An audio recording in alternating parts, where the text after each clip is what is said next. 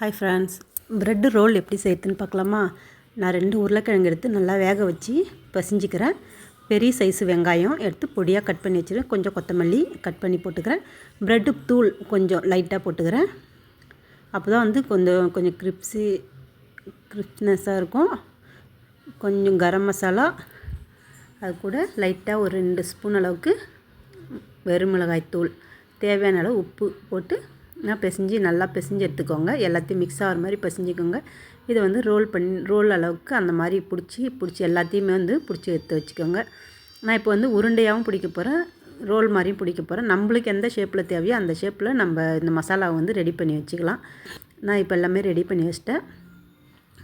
இப்போது ப்ரெட் எடுத்து அந்த சைடில் இருந்ததெல்லாம் கட் பண்ணி எடுத்துகிட்டு தண்ணியில் நினச்சிக்கிறேன். நான் தண்ணியில் நினச்சி அந்த தண்ணி நல்லா பிழிஞ்சு விட்ருங்க. பிழிஞ்சு விட்டுட்டு அதுக்கப்புறம் நம்ம ரோல் பண்ணி வச்ச மசாலாவை எடுத்து அதில் வச்சு லைட்டாக மைதா மாவு வந்து நான் கரைச்சி வச்சுருக்கேன். அதை எடுத்து அந்த ஓரத்தில் தடவிடலாம். ஏன்னா வந்து அப்போ தான் வந்து ஒட்டிக்கும், இல்லைனாக்கா பிரிஞ்சு வந்துடும். நீங்கள் எண்ணெயில் போட்ட உடனே இந்த மாதிரி ஒட்டி விட்ருங்க. இப்போ எல்லாத்தையுமே நான் அந்த மாதிரி வச்சுக்கிறேன். நான் வந்து ரோல் பண்ணியிருக்கேன், உருண்டையாகவும் பண்ணியிருக்கேன். ஏன்னா குழந்தைங்க வந்து நல்லா விரும்பி மாடல் கொஞ்சம் 2 வித்தியாசமாக இருந்துச்சுன்னா கொஞ்சம் விரும்பி சாப்பிடுவாங்க. இது கூட வந்து டொமேட்டோ சாஸ் வச்சு கொடுத்தனாக்கா நல்லா இஷ்டப்பட்டு சாப்பிடுவாங்க. நம்ம கட்டாயப்பட்டு தேவையில்ல, அவங்களே காலி பண்ணிவிடுவாங்க தட்டை. இப்போ இந்த மாதிரி வந்து அப்பப்போ திருப்பி விட்டுக்கோங்க. பொன் வறுவலாக எடுங்க, ஏன்னா ரொம்ப கருகிடாதீங்க.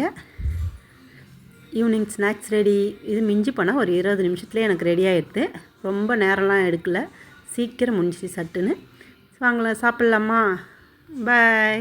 நீங்களும் வீட்டில் ட்ரை பண்ணி பார்த்துட்டு எப்படி இருந்தது கமெண்ட் பாக்ஸில் கமெண்ட் பண்ணுங்கள். பெல் பட்டனை கிளிக் பண்ணுங்கள். பாய்.